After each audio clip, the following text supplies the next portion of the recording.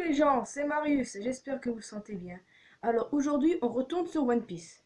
Oui, comme je l'ai dit dans la dernière vidéo, je retourne sur One Piece pour la bonne raison que cette semaine, il n'y a pas de chapitre.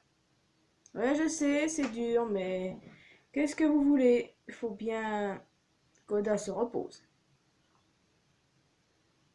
Bon, bah écoutez, on va commencer cette vidéo. Mais avant tout, ce n'est pas une vidéo théorie, simplement des spéculations, des analyses. Raconter des trucs, quoi. Ça concerne l'équipage de Barbe Noire. Vous savez tous qui est Barbe Noire, pas besoin de vous faire un dessin, ce type est monstrueux. Oh putain, quel porc. D'habitude, je critique pas les gens de ce physique, mais là, c'est monstrueux, c'est horrible, je le hais. Rien à dire. Bon, sérieusement, commençons. Comme ça concerne son équipage, on va parler de son équipage. Au début du manga, l'équipage de Marshall D. Teach, le gros lard dit Barbe Noire, est composé de Jesus Burgess, le champion. Champion de quoi, mec? Tu oses te prétendre catcheur et champion alors que je suis sûr, même, même les Shining Stars le battent? Abusons pas. Enfin bon. Lafitte, le shérif démoniaque et navigateur de cet équipage. Vanogur ou Vanogur, peu importe, deux façons de se prononcer et de s'écrire, qui est nommé Supersonic et qui est le sniper justement de l'équipage. J'ai dit ce qu'il fallait le concernant de toute façon. Nous avons Doc Q, le médecin, dit la faucheuse. Ce mec a l'air vraiment d'être un médecin, sérieusement? Bon, avec lui, il a aussi son cheval complètement bourré, Stranger. Bref, voilà, c'est tout. Mais on sait tous qu'avant, Teach avait une fonction. Plutôt, était sous les ordres de Barbe Blanche. Plus exactement, il était dans la deuxième flotte, celle de Portgas the Ace. Repose en paix, mon frère. Repose en paix. Et seulement un jour, Teach a tué Stash, le commandant de la quatrième flotte, pour obtenir le fruit qu'il convoitait depuis tellement de temps. Le Yami Yami no Mi, le fruit des ténèbres. Et après, il était obligé de fuir. Après, reste à savoir comment il a formé son équipage à ce moment-là. Reste à savoir s'il a trouvé des gus comme ça par hasard. Enfin bon, écoute, il a dû avoir des arguments aussi. Bon. Après ça, quand Ace réussit à le trouver, ils se battent et bizarrement, Ace, bah, il a perdu quoi. Parce que le fruit des ténèbres, c'est l'un fruit des plus puissants. Bon, après ça, il va livrer Ace à Hippendon, prison sous-marine, et il devient Shishibuke. Autrement dit, grand corsaire. Pour ceux qui ne sont pas forcément à jour sur les mots japonais, donc je dis quand même, on sait jamais. Bah oui. Seulement un jour, quand le fils échappait d'Hippendon, puisqu'on se rappelle, il était allé secourir son frère, il a croisé Barbe Noire qui lui rentrait, parce qu'il avait un but bien précis, apparemment recruter des gens. Parce qu'en effet, il a libéré de dangereux prisonniers. Katharina Devon, la chasseuse au croissant de lune. Il me semble que c'est ça son nom, parce qu'il est écrit de plusieurs façons, mais bon, techniquement c'est celui-là. Elle ressemble à une sorcière, la meuf, vous avez vu le truc? Avalo Pirate Pizarro. J'ai déjà parlé de lui dans ma vidéo théorie sur les trois calamités. Vous doutez bien que... Bon, allez la voir, quoi. Vasco Chaute, le roi de la bibine, alors que le Pizarro c'est le roi corrompu. Mais exactement, ils sont rois de quoi? L'autre roi de la bibine. Sérieusement. Désespérant. Voilà. Saint-Joan-Wolf, le cuirassé géant. Comment ce truc-là a pu être en prison? Comment ils ont pu l'arrêter, surtout? Ça, c'est des questions. Après, quand il les a dans son équipage, il recrute également Shiryu de la pluie. l'ancien gardien-chef d'Ippenden, qui les a sauvés en leur retirant le poison de Magellan, puisqu'on se rappelle, Magellan, il aurait foutu du poison dans la gueule, c'était simple pour lui, parce que Magellan, il n'avait qu'un but, pour chasser Luffy. Enfin bon, je vais pas vous refaire un détail de l'histoire. Lui et son équipage formé tout de suite là, eh ben, il se dirige vers Marineford, le quartier général. Là où il y a une guerre sans nom entre les pirates de Barbe Blanche et la marine. Quand Barbe Blanche meurt, Barbe Noire lui vole son fruit du démon, le Guragura no Mi, le fruit des secousses. Le fruit du démon le plus puissant de One Piece, selon moi. Selon pas mal de gens aussi, ça serait logique.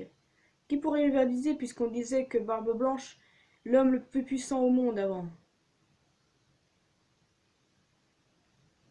Et après ça, il devient l'un des 4 empereurs, volant la place de Barbe Blanche. On a appris des choses aussi durant l'ellipse que lui et son équipage se retrouvaient face aux anciens commandants des flottes de Barbe Blanche. Eh bien, c'était horrible tout ça, puisqu'on sait très bien que Barbe Noire, avec 2 fruits du démon, il nique tous les commandants réunis. Ce gros porc là. Mais voilà. Après, il y a Dressrosa, on sait où on revoit Burgess qui veut avoir le Mera Mera no Mi, sauf qu'il échoue lamentablement. Et il se croit fort alors qu'il ne l'est pas. Il ne l'est pas du tout fort, point à la ligne.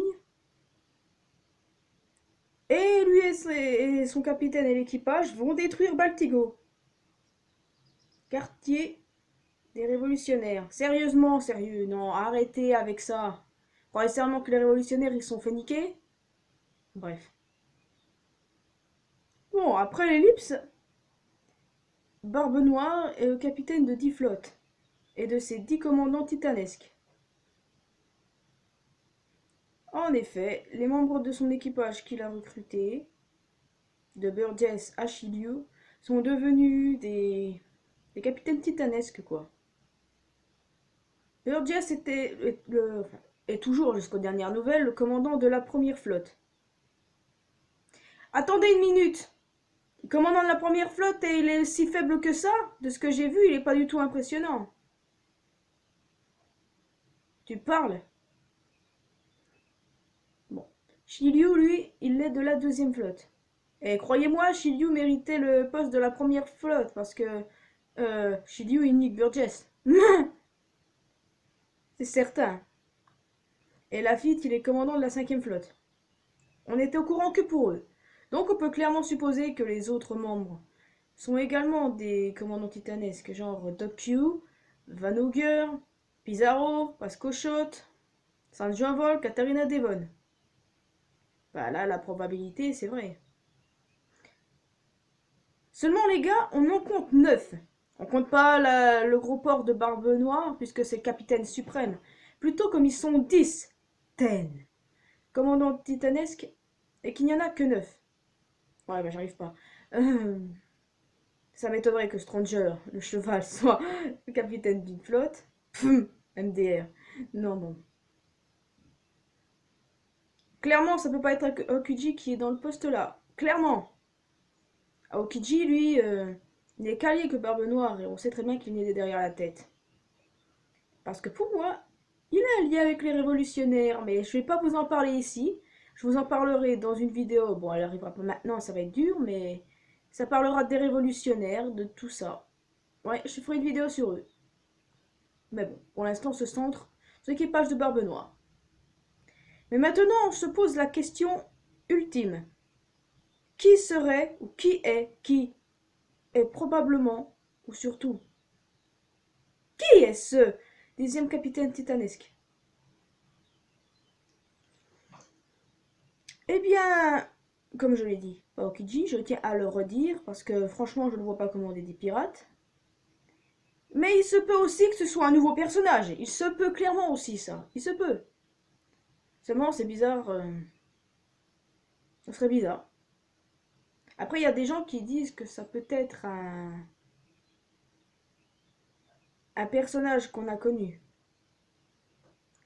Et c'est là que ma petite spéculation apparaît. concernant que commandant Tedesque numéro 10, ça pourrait être simplement Enel, ou Eneru, ou Ener, peu importe. Pourquoi Enel? Eh bien simplement parce que c'est un bon choix, j'ai vu plein de théories là-dessus et croyez-moi, c'est une bonne chose, genre de toute façon, c'est sûr qu'on va le revoir, mais dans quelles conditions?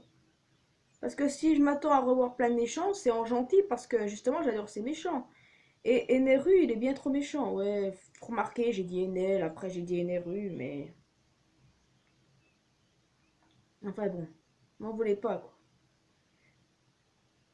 Et puis voilà, quand je regardais des théories approfondies, j'avais vu qu'il y avait beaucoup de liens entre Eneru et l'équipage de Barbe Noire. Donc écoutez, c'est encore possible.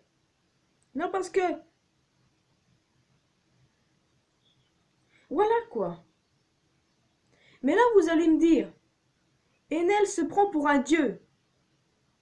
Il va pas se mettre sous les ordres de quelqu'un. Je suis d'accord avec vous, mais on sait que dans l'équipage Barbe Noire, ils sont pas tous nets et clairement, ils font un peu leur obligation par eux-mêmes, quoi. Comme par exemple Avalou Pizarro qui dit à Teach qu'il voudrait bien être capitaine si lui ne peut pas assumer la charge de l'être. Comme quoi ils sont disjonctés là-dedans. Donc moi je vois bien Barbe Noire leur dire un truc du genre tu es libre d'agir comme tu le souhaites, malgré que tu sois sous mes ordres. Et puis, Enel il doit avoir une dent contre Luffy maintenant, même si on sait très bien que Luffy le reniquera une deuxième fois, parce que ça dépend encore de la force d'Enel pour voir s'il s'est entraîné ou pas, mais bon. Ça aussi ça reste à voir les gens. Et puis, si Enel réapparaît, puisque c'est sûr, Oda a dit qu'il allait réapparaître. Mais dans quelles conditions? Il va pas réapparaître à Skipia, là c'est terminé. Il va pas apparaître en tant que Mugiwara. Il est trop méchant pour l'être, et surtout il correspond pas avec la thématique des lettres. Donc non. Le meilleur choix c'est équipage du terrifique Barbe Noire. Et croyez-moi, ça risque d'avoir de la gueule. Je m'arrête sur Eneru. Pour passer à diverses opinions des fans qui disent qu'il y aura de nouveaux membres dans l'équipage de Barbe Noire aussi. Je vois souvent le nom de Pudding, je vois souvent le nom d'Ishiji, Niji, Yonji, Jaji, Caesar Clone. Et ben pour venir pour les Vinsmoke, même si Ishiji est le plus bizarre d'entre tous parce qu'on n'entend pas trop parler de lui, si Niji est un arrêt enfoiré suprême, même si Yonji est un petit prétentieux et si Jaji est un esprit tordu, je les vois pas aller dans l'équipage de Barbe Noire. Surtout que Jaji, pour moi, il est censé mourir dans l'arc Volcanic Island, l'arc actuel. Seulement, reste à savoir si ça va être vraiment comme ça. Après, voilà, je peux me tromper, je suis simplement une petite théoriste, moi. Qu'est-ce que vous voulez? Ishiji dans l'équipage Barbe Noire, ça peut avoir de la gueule, mais non. Caesar clone. Non, après il va encore se retrouver face au Mugiwara et il va pas accepter ça. Et surtout Caesar clone, je le vois rejoindre l'équipage de l'eau. Bah, histoire que l'eau garde un œil sur lui, si l'eau ne meurt pas, Wano, mais ça c'est une autre histoire, parce qu'il faudra que je fasse une vidéo sur les prochaines morts dans One Piece. Ça va me faire mal, mais bon, qu'est-ce que tu veux?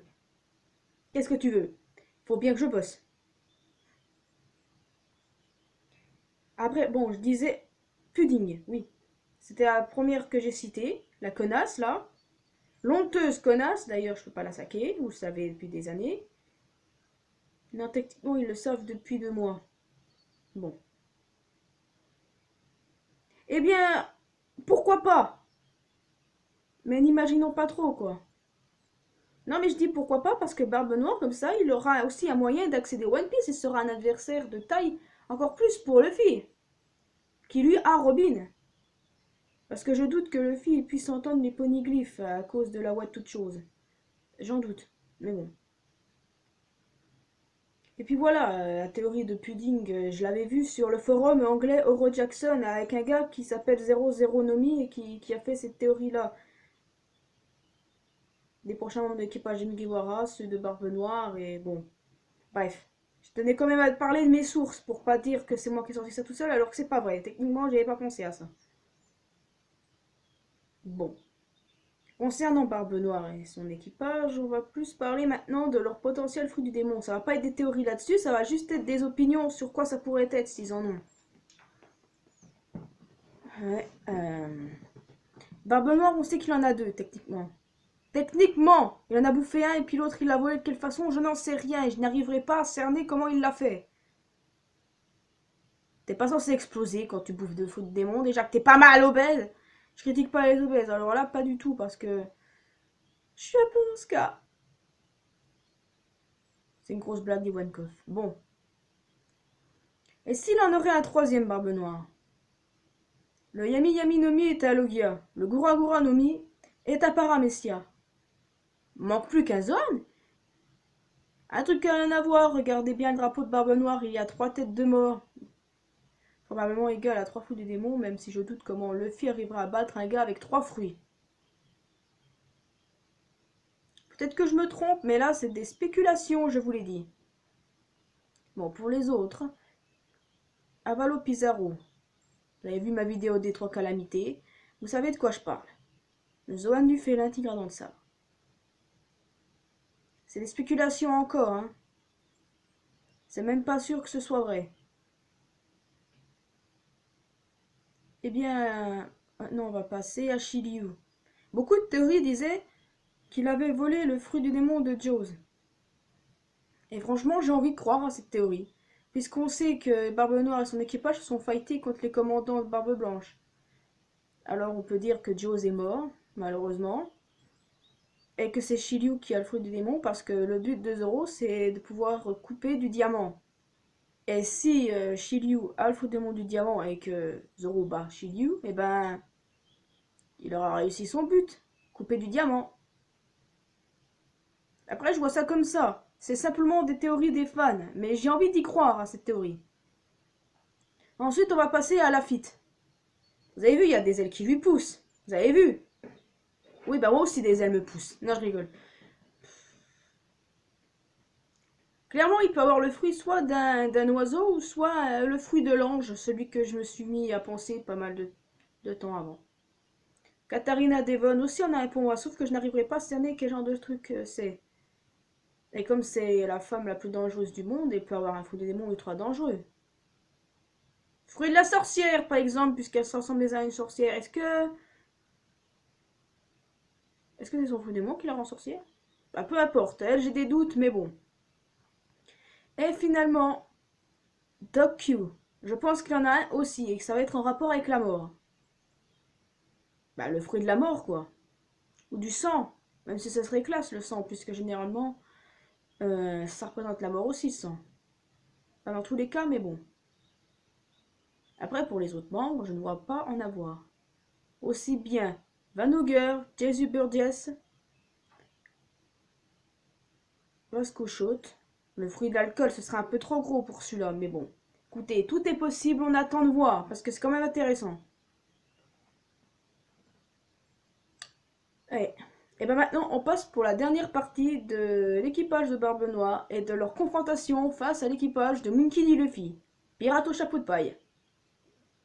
Je vais vous parler des combats que je vois, vite fait avec un petit argument, parce que ce n'est pas une théorie, c'est simplement des spéculations et des analyses. Commençons. On sait que Luffy se fera Barbe Noire. On sait, c'est le combat de capitaine, et point. Zoro, lui, face à Shiryu, c'est certain, c'est des sabreurs. Et puis si Shiryu a le fruit du diamant, comme j'ai dit tout à l'heure, Zoro pourra le trancher, puisque son but est de trancher le diamant, parce que pour Zoro, qui soit le meilleur sabreur du monde, c'est de couper du diamant. Peut-être que ce sera son boss final, ce sera pas Mihawk. Enfin. Nami, je la vois se battre contre Katharina Devon. Pourquoi? Nami est considérée comme une sorcière, pas membre de l'équipage et par les gens en général, à cause de son climat-tact et qu'elle peut provoquer de l'orage, de la pluie, tout ça. Hey, Katharina Devon ressemble à une sorcière. Vous allez dire, c'est pas forcément un argument, mais écoutez, si on s'ancre là-dedans, et puis Nami a besoin d'un power-up, ceux qui disent que Nami ni Robin n'est apte à la battre, et bah écoutez, détrompez-vous, Nami est bien capable de battre quelqu'un. On sait pas tout d'elle encore, hein. Ensuite, Usopp. La logique, c'est qu'ils se battent contre Vanogger. Si les théories disant que Van Auger a tué Yassop, eh ben... Usopp vengera son père, quoi. Bah écoutez, je vois pas ce qu'il pourrait faire d'autre à part venger son père. Et puis c'est logique, un combat de sniper. Ensuite, Sanji, je le vois contre Jesus Burgess. Eh ben oui, les gars, je ne le vois ni contre Lafitte, et encore moins contre Avalo Pizarro, ou encore moins contre d'autres gus de l'équipage. Excusez-moi, mais je le vois sérieusement contre Burgess. Admettons que Burgess commence à devenir puissant parce qu'il ingurgite un fruit du démon. Ça, c'est encore une possibilité, même si j'imagine pas cette situation. Sanji, il aura très facile de le one-shot. Il aura très facile même. Chopper maintenant. Chopper se battra contre Dokyo et son cheval bourré. C'est logique, Chopper est un médecin, et malheureusement Dokyo aussi. Chopper représente le bien et l'autre le mal. Chopper soigne, l'autre tue. Il les mène à mort alors que Chopper il les soigne pour les faire survivre. C'est des opposés, puis ça peut faire un bon combat. Excusez-moi. Docteur Chopper, Docteur Dokyo. Mais il n'aime pas l'appellation docteur celui-là. Ensuite, Robin, c'est dur à dire de l'avoir contre quelqu'un. Parce que au départ, je la mettais contre Avalo Pizarro et puis on va laisser comme ça. Parce que si je me sens de la théorie de ce théoriste anglais sur le forum Oro Jackson 00 Nomi, il voit Robin contre Pudding si celle-ci rejoint l'équipage de Barbe Noire. Après, je dis pourquoi pas, hein, c'est pas ma propre théorie, là, je fais spéculation. Ben, écoutez, oui, mais bon, moi personnellement, je vois Robin contre Avalo Pizarro. Ensuite, Frankie. Je vois clairement Frankie contre Vasco Shot. Les gens ont tendance à mettre Frankie contre Burgess, mais non, je suis pas d'accord. Parce que contre Vasco Shot, ça représente quelque chose. Frankie adore le cola et l'autre adore l'alcool. Ils ont chacun une boisson préférée, donc voilà. Et le combat pratiquement final, Brooke, je le vois se battre contre Lafitte. Et ben pourquoi? Lafitte, il peut pas clairement se battre contre Nami, malgré que Lafitte soit le navigateur et Nami la navigatrice des chapeaux de paille. Eh ben non. Parce que clairement, Lafitte, pour moi, sa canne aussi représente une épée comme Brooke. Clairement. Ce sera un bon combat pour Brooke. Et même si les fonctions sont pas les mêmes, écoutez, ils sont pas obligés d'avoir les mêmes fonctions pour se battre les uns contre les autres, quoi. C'était logique pour Usopp, Zoro et Barbe Noire et Luffy, mais c'était pas forcément le cas pour Nami, enfin, vous comprenez. Donc Lafitte contre Brooke.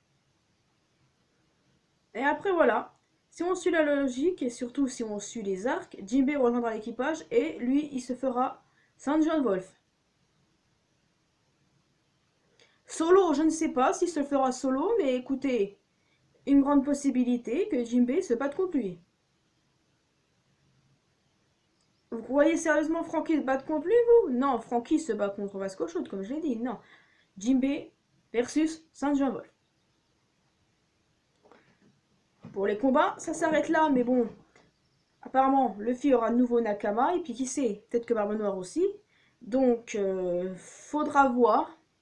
Mais perso, je vois un Pedro versus Enel. Bah, je vois Pedro rejoindre l'équipage chapeau de paille, c'est une bonne chose. Et puis si Enel est dans l'équipage de Barbe Noire, ce qui est une bonne chose aussi. Que les deux se battent l'un contre l'autre, parce que Electro pour Pedro, et lui, il a le Logia de la foudre. Alors, excusez-moi, ça peut faire un bon combat. Pour la suite et la fin de cet équipage, puisqu'après les Mugiwara, bah, soit ils mourront de leurs blessures, ou soit ils seront arrêtés par la marine. Non, parce que avant leur combat contre les Mugiwara, je voyais bien qu'ils aient un problème avec l'équipage de Shanks et qu'ils arrivent à le battre. Seulement, c'est une chose que Luffy ne tue pas ses adversaires. Et même si Barbe Noire est également une pourriture et un gros porc, et ben... Je vois pas Luffy le tuer, quoi. Mais si les théories se concrétisent, et ben... Shanks tuera Barbe Noire pour l'achever pour s'assurer qu'il n'y aura plus personne. C'est également une possibilité.